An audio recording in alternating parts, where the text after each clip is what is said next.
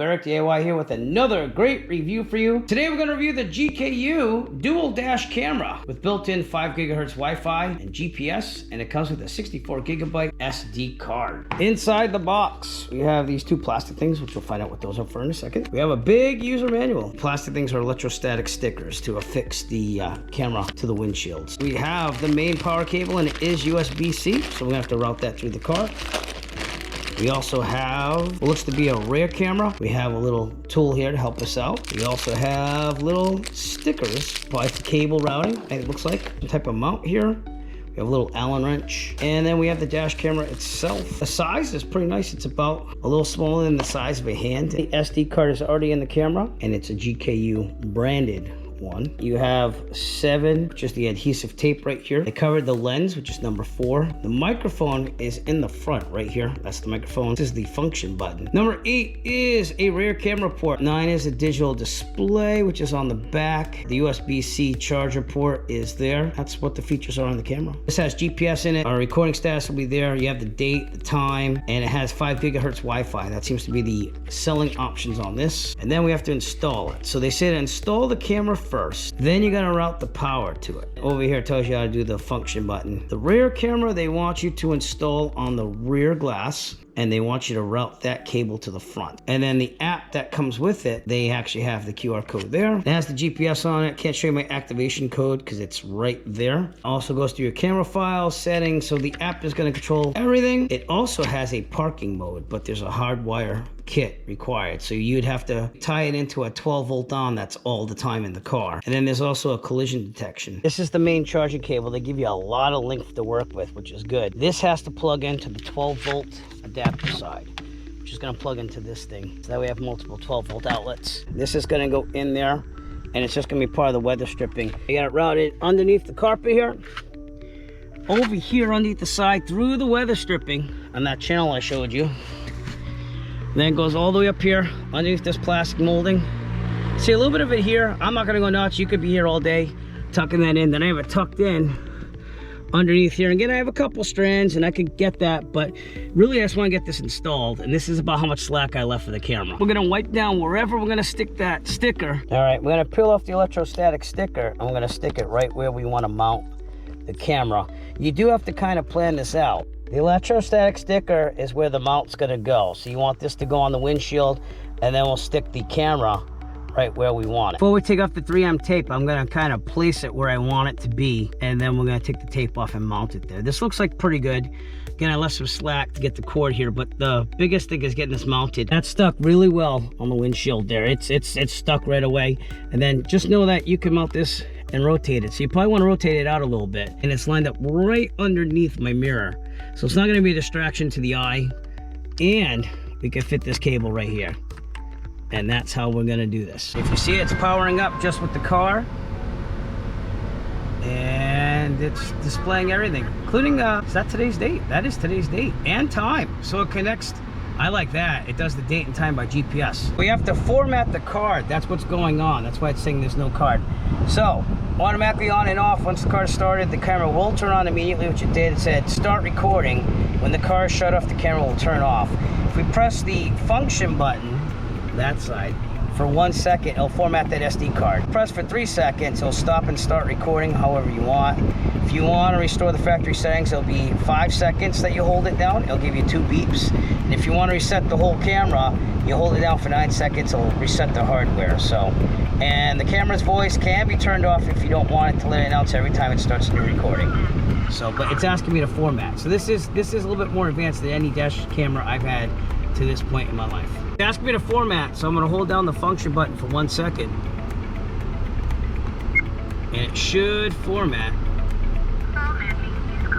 There you go, format's completing, and it's recording. Took the lens protector off now, and it shows the front screen. That is 4K video. The front camera's 4K, and the back camera I believe is 1080p, but I'll explore that.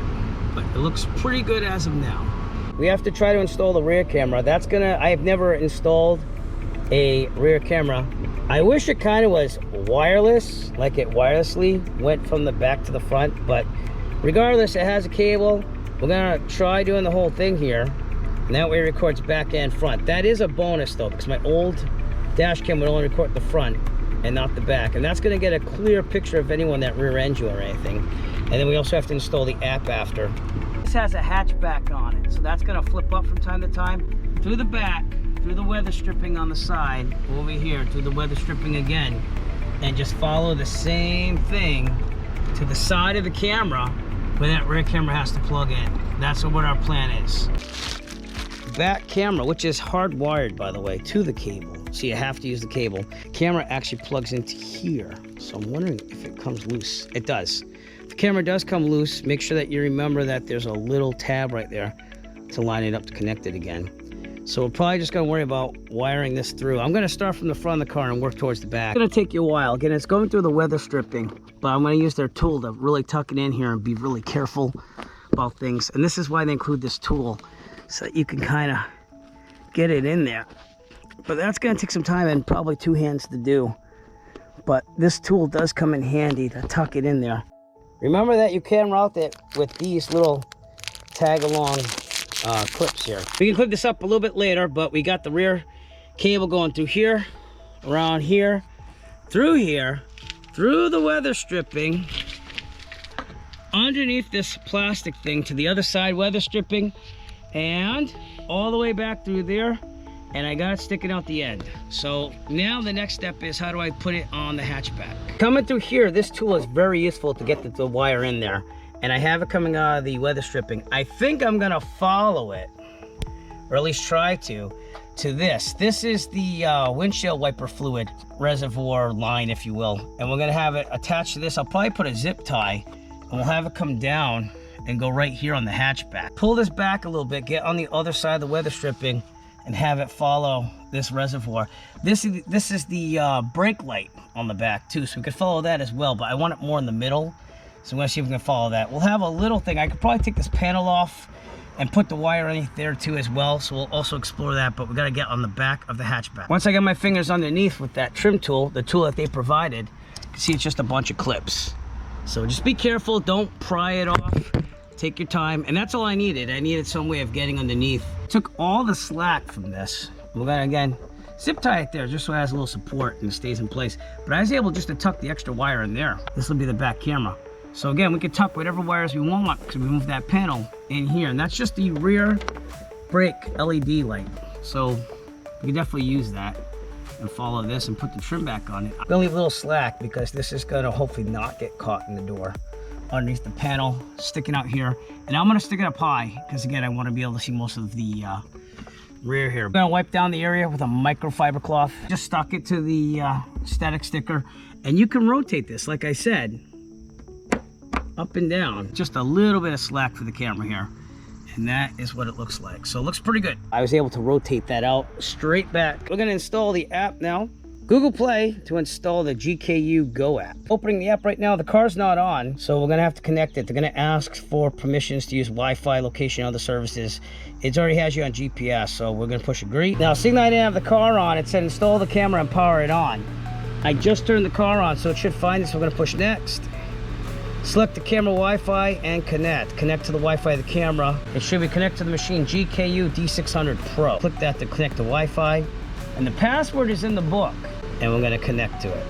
All right, after Wi-Fi connection stable, open the GKU Go app and add a new camera. So that's what it's gonna do. We're gonna exit out of here, gonna click back, and now we're gonna add the camera, but let's see if it pops up. Oh, it did. It did, it popped right up instantly. And it's recording, it gives me a preview right there. You can go that way as well. On the top in the left-hand corner is the recording pause status.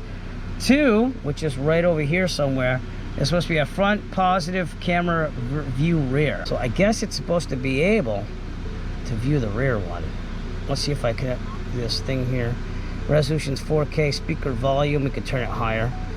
Light source frequency, mirroring. Collision sensing low. When the camera is in recording mode, it will automatically lock current video when an impact is detected. So that's cool. If you get in an accident, it's gonna lock that video so no one can delete it. Screen off time, it can turn off automatically. I'm gonna leave it on. Miles per hour, date format, GPS signal, GPS data, password, format the car. You can do that from here. You can do a factory reset.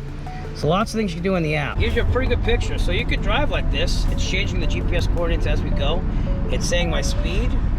right corner showing the rear camera, and you have the 4K camera on all over the screen other than that. And again, when you're done driving, you turn off the ignition, it turns off the camera. Here's some daytime shots. This is actual video from the card recorded, and as you can see, it looks really good. Colors are very clear. The only thing I would say is it's hard to read text on signs and license plates, but if it's like this, then it looks really good. This is in a parking lot at my kid's baseball, and you could see people, you could see clothing, so if you had to identify someone, you could. And again, if you drive up to a car that just hit you because they're like taking off on you, you could get a good picture of the license plate. Here's nighttime on a Route 44 in Massachusetts, and you can see it looks really good. Again, colors look good. Here's Providence, Rhode Island. So overall, the quality is really good, but capturing small text is an issue, probably with any camera, to be honest with you. But if you pull up right behind a car, you can get the license plate on the camera, which is something you'd probably want to do. Here's the rear camera, daytime. This is at 1080p, by the way, so it's less resolution than the front camera. But overall, pretty good. You can see the color of the cars behind you. Get another rear view. Can't really see the license plate, but you can see the color of the car and stuff, and that's going to be important stuff if you get in an accident and they hit and run. Finally, nighttime on the highway.